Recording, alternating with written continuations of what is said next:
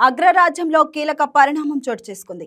America చరిత్రలో అత్యధిక కాలం 43 రోజుల పాటు సుదీర్ఘంగా కొనసాగిన ఆర్థిక షట్డౌన్కు ఎట్టకేలకు ముగింపు పడింది.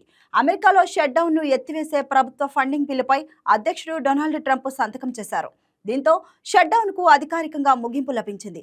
అక్టోబర్ 1న ప్రారంభమైన ఈ షట్డౌన్ 43 రోజుల పాటు సుదీర్ఘంగా కొనసాగింది.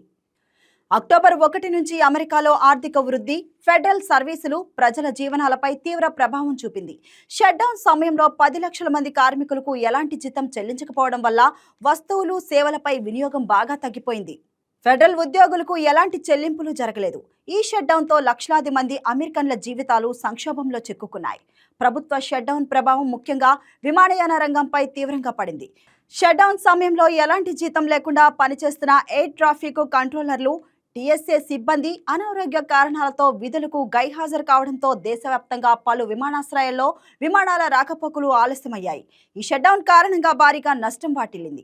6 వారాల షట్డౌన్లో దాదాపు 1,00,000 కోట్లు నష్టం జరిగినట్లు అంచనా వేస్తున్నారు. అయితే 2018-19 మధ్య ట్రంప్ హయాంలోనే దాదాపు 35 రోజుల పాటు షట్డౌన్ జరగగా రెండోసారి కూడా ఆ మహానుభావుడు ఉన్న సమయంలో ప్రభుత్వం మూతపడింది.